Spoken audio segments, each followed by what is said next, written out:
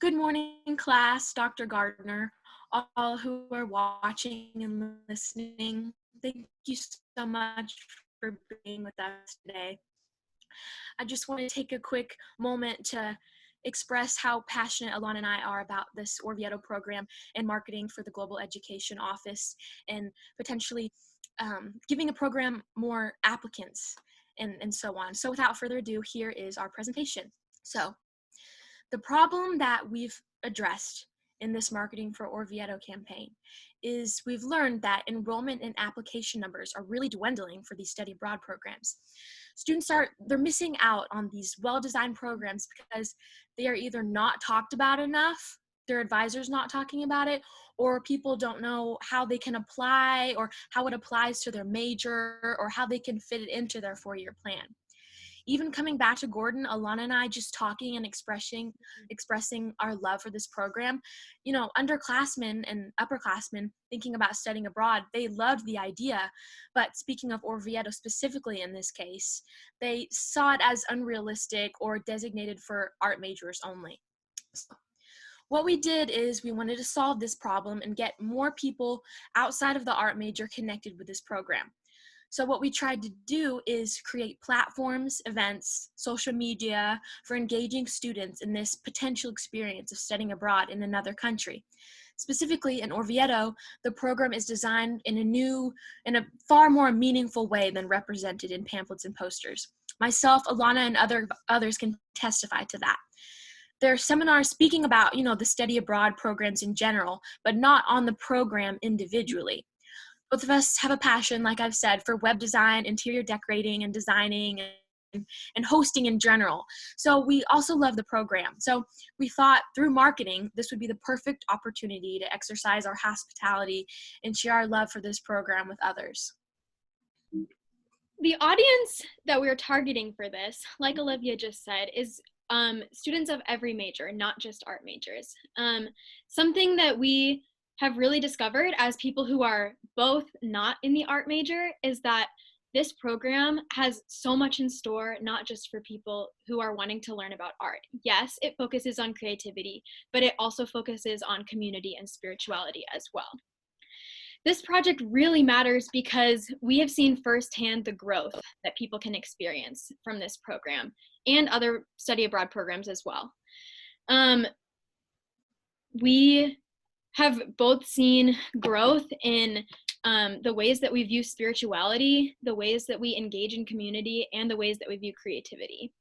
It really gives people the chance to learn about other cultures and get differing perspectives, and we don't want the fear of not being artistic to stand in the way of people getting to experience that. So what we did was we created 3 events held at Gordon that make up the 3 areas of the program we want to emphasize. Like Alana said, spirituality, community, and creativity. And the parties circle around, you could say, these 3 major aspects of the program. So each event embodies one of these 3 parts. And we believe that community, spirituality, and creativity, these 3 things are program, and we don't want any of the 3 aspects to be over. We also created a social media account on Instagram, Alana did, to engage students online and inform them about life in the program, keep them engaged and being a part of their everyday Instagram newsfeed. That's what we wanted to do. And of course, we wanted to market and promote our actual events. So as you can see here, this is our first event, which is the picnic. So for spirituality, the aspect, we thought it was really important to show people what spiritual life is like in the program. So we decided to bring together the familiar event of catacombs at Gordon and worship in Orvieto together through this event.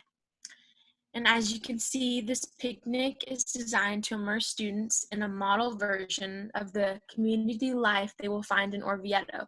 This includes a capsule of the unique foods they will find themselves eating, exposure to music, reading scripture, worshiping God, art and paper materials for writing and drawing reflecting the life of the program, all in the comforts of the outdoors, which is a big part of the program. So for the rundown of the picnic, we would put out an email to the Gordon community requesting they RSVP From there, we can send out physical invitations in the mail to those who have expressed interest. Then from there, we can see how many people we have that are planning on coming for our own and spatial planning purposes. Then we can bring more food and drinks, expecting more people to show up on a whim, because usually that's how events work sometimes. It would be outside in front of Barrington or between the grassy area of Frost and Kosk. In terms of materials and budget, we'd want it to be a typical picnic with Italian foods that people can find themselves eating. We'd want to have picnic blankets and flowers in little vases, baskets, music and paper for drawing and written reflection. And we'd have our friend Carrie play the guitar, those sort of things. And we would the both of us would be really invested in making those things as well. So the next event that we decided to plan was to focus on the community aspect, which we both found to be so formational in our time in Orvieto. I think one of the best ways to do this would be to get a bunch of previous students and faculty members and people who care so much about the program to get together and form a little bit of a panel discussion where people can send questions in or ask them in person, and we can just kind of answer frequently asked questions so that people can get a really good understanding of the community side of the program and how important life together is. So the purpose is really to give people a good understanding of one of the really important characteristics of the program. And that's something that Professor Dahl, he talks about in almost every chapter meeting that we have 3 times a week, the importance of community and how we can be there for each other. So we would want to be able to get the word out to students through our social media platform. We would post on the Instagram story and also on the feed just what to expect, and ask people to submit questions to the Instagram account so that we could have the questions answered in person during the event. We would also have Global Ed send out a campus-wide email to all of the students, and we would probably put invitations in the mailbox like we would do for the picnic. So similarly to the catacomb budget and materials, we would be offering some food, light snacks, coffee, tea, that kind of thing, a bunch of kinds of foods that you would experience at an event in Italy. Our chef Maria in Italy, she makes a really wonderful spread of food, and we would want to provide similar types of foods for the people attending this event as well. Thank you, Alana. Now for the creative aspect, this is our last event that we have planned, and this is inspired by what the last couple days of the program actually look like. Everyone has the opportunity to display the work they did and painted in the gallery, in a gallery-like setting, excuse me. So whether it be poems hanging on walls from a poetry class the month prior, or actual art or some sort of historical research that's been put together, it's there for everyone to see. So what we wanted to do, we wanted to do the same thing at Gordon and have an art show where people walk around and see the past work from Orvieto students, and there's actual Orvieto students there talking about their work. And this is an idea of what it would look like, and the purpose would be to communicate and the creative mission of the program, and it would look a lot like the MOSTRE, our final show. It's like what students would see if they went to Orvieto, and it would all be complete with, as you can see the picture of the gelato at the top, there would be a gelato bar with an assortment of flavors for everyone to try and walk around eating and enjoying each other's company. So for the art gallery MOSTRE rundown, for this, we would have to time it right where another gallery collection wasn't being displayed in Barrington. It would be in the Barrington Art Gallery, yes, if we didn't mention that before. It would be through word of mouth that this event would get promoted. We'd make banners and posters and post the event on social media and through an email from Barrington Global Ed office. Materials and budgets, we would need all the spoons and and bowls and all of that are needed. We'd need, a tablecloth and tables and just furniture for it to feel more like an art gallery. And we would like to give a lot of thought and detail into the interior design of the space. So we have some ideas about that we might do. Alana and I working on that before the show starts. So the next thing that I want to talk about is the social media marketing for this campaign. So the social media is really going to aim to inform, engage, and market our events. So our main platform right now that I've been working on is the Instagram. And while we would want to develop some Facebook or Twitter accounts in the future, I think right now focusing on Instagram is our best bet because most people are using that every single day. So some of the things that we would really want to see on this Instagram feed are student stories and testimonials where they talk about the things that they loved about the program and things that they are passionate about. We would want to introduce some of the staff, the RA, TA, the chef, Alessandro, our lawyer, and Professor Dahl.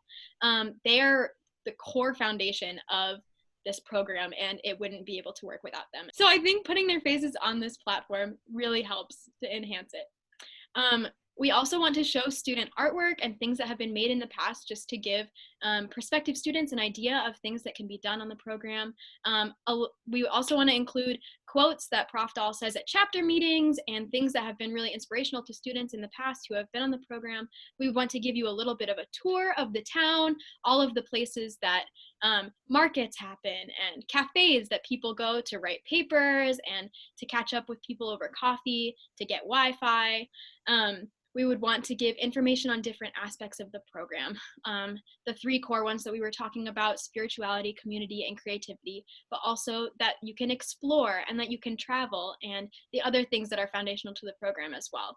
And then we would also use it to promote the events that we would be throwing on campus. Here's some examples of some of the posts that I've put on the page so far, and these specifically are the three emphasized characteristics that we would focus on. So another awesome feature about Instagram is that you can have story bubbles that you can post and it'll just save them for as long as you want. You can do it by category. So the first category that I think that we would have on the Instagram is frequently asked questions. So people can submit their questions there. We can take questions from this for the panel.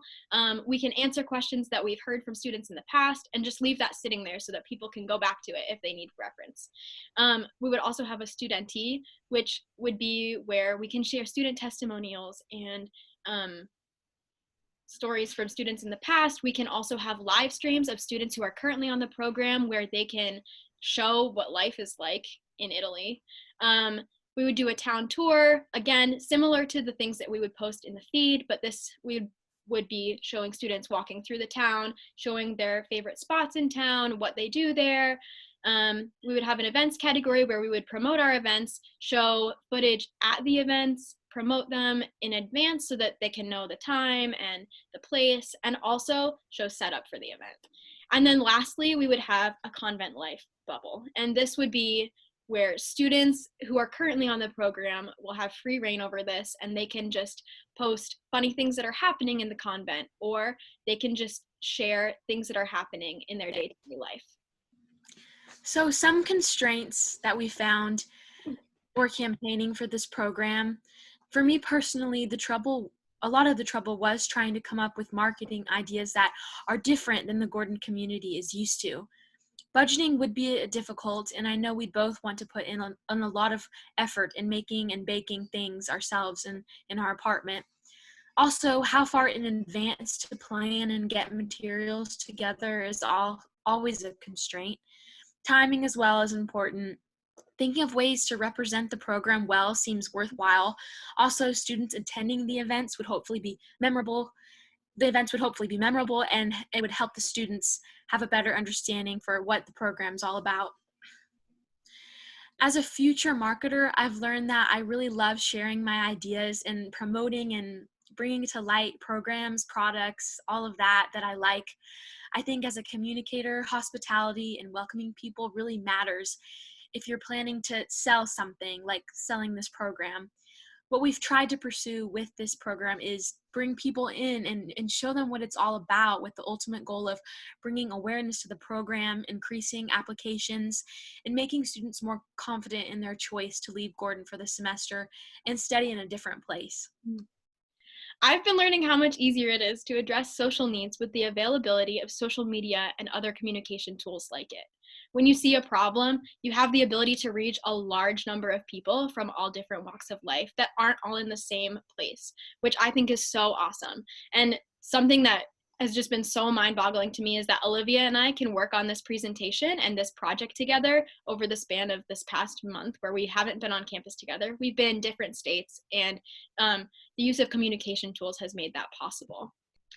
And what I've learned about myself is that it's so much easier to use communication as a problem-solving tool when you're passionate about what you're doing. I know from experience that in previous assignments and projects that I've been assigned to, it's been a lot harder to stay on task and to get excited about what I'm working on.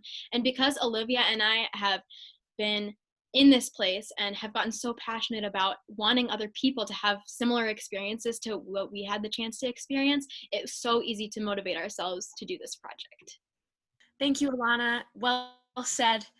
Thank you guys so much for watching, and I can say for the both of us that we wish that we could plan these events out in real life, and hopefully maybe we can do that someday.